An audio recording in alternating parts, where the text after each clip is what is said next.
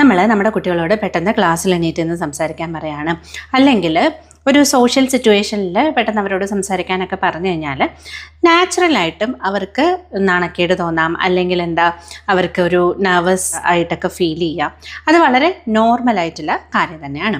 പക്ഷേ ഈ ഒരു സംഭവം തന്നെ കുറച്ചുകൂടെ എക്സ്ട്രീം ആയിട്ടുള്ള ഒരു ലെവലിലേക്ക് പോവുകയാണ്. ക്ലാസ്സിലൊക്കെ തന്നെ സംസാരിക്കുന്നത് അവർ പൂർണ്ണമായിട്ട് അവോയ്ഡ് ചെയ്യുക, മറ്റു കുട്ടികളോട് സംസാരിക്കുന്നത് അവോയ്ഡ് ചെയ്യാം, അല്ലെങ്കിൽ ആളുകളോട് സംസാരിക്കുന്ന സമയത്ത് കണ്ണിലേക്ക് നോക്കാതിരിക്കുക, മറ്റുള്ളവരോട് സംസാരിക്കുമ്പോൾ വളരെയധികം പേടിയും ടെൻഷനും ഒക്കെ ഫീൽ ചെയ്യുന്ന അവസ്ഥ, അതായത് വളരെ ഇൻറ്റൻസീവായിട്ട് തന്നെ പേടിയും ടെൻഷനും ഒക്കെ ഫീൽ ചെയ്യുന്ന കാരണം അവർ പതുക്കെ സോഷ്യൽ സിറ്റുവേഷൻസ് ഒക്കെ ഒഴിവാക്കുന്ന ഒരവസ്ഥയാണ് നമ്മൾ സോഷ്യൽ ആങ്സൈറ്റി എന്ന് പറയുന്നത്. അപ്പോൾ നമ്മുടെ കുട്ടികൾക്ക് ഈ ഒരു സോഷ്യൽ ആങ്സൈറ്റി ഡെവലപ്പ് ചെയ്ത് വരാനായിട്ടുള്ള കാരണങ്ങൾ എന്തൊക്കെയാണെന്ന് നോക്കിക്കഴിഞ്ഞാൽ, മെയിനായിട്ടും ഫാമിലിയിൽ ആർക്കെങ്കിലും ഈ ഒരു ടെൻഡൻസി ഉണ്ടെങ്കിൽ അത് കുട്ടികൾക്ക് വരാനുള്ള ചാൻസ് ഉണ്ട്.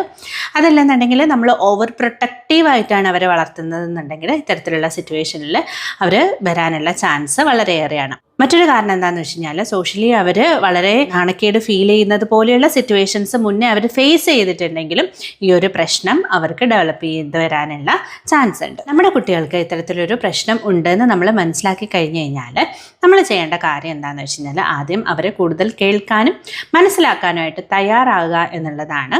രണ്ടാമത്തേത്, ചെറിയ ചെറിയ എക്സ്പോഷറൊക്കെ കൊടുത്ത് ഈ ഒരു സോഷ്യൽ ആങ്സൈറ്റി എന്ന് പറയുന്ന സിറ്റുവേഷനെ ഓവർകം ചെയ്യാനായിട്ട് അവരെ ഹെൽപ്പ് ചെയ്യുക. അതിനോടൊപ്പം തന്നെ അവർക്ക് പൂർണ്ണമായിട്ടുള്ളൊരു സപ്പോർട്ട് കൊടുക്കുക എന്നുള്ളതാണ്. ഇതൊക്കെ നമ്മൾ ചെയ്തതിന് ശേഷവും നമ്മുടെ കുട്ടികൾക്ക് സോഷ്യൽ ആങ്സൈറ്റി എന്ന് പറയുന്ന ഒരു പ്രശ്നം പെർസിസ്റ്റ് ചെയ്യുന്നുണ്ടെന്ന് നമുക്ക് തോന്നുകയാണ്, അല്ലെങ്കിൽ കൂടി വരുന്നുണ്ട് എന്നൊക്കെ നമുക്ക് തോന്നിക്കഴിഞ്ഞാൽ ഉറപ്പായിട്ടും നമ്മളിത് അവരുടെ ഡോക്ടറായിട്ട് കമ്മ്യൂണിക്കേറ്റ് ചെയ്യണം. പ്രോപ്പറായിട്ടുള്ള ഒരു ഡയറക്ഷൻ ലഭിക്കുന്നതിലൂടെയും ഒരു സപ്പോർട്ട് ലഭിക്കുന്നതിലൂടെയും അവർക്ക് വളരെ വേഗം തന്നെ ഈ ഒരു പ്രശ്നത്തിൽ നിന്നും പൂർണ്ണമായിട്ടും പുറത്തു വരാനായിട്ട് സാധിക്കുന്നതാണ്.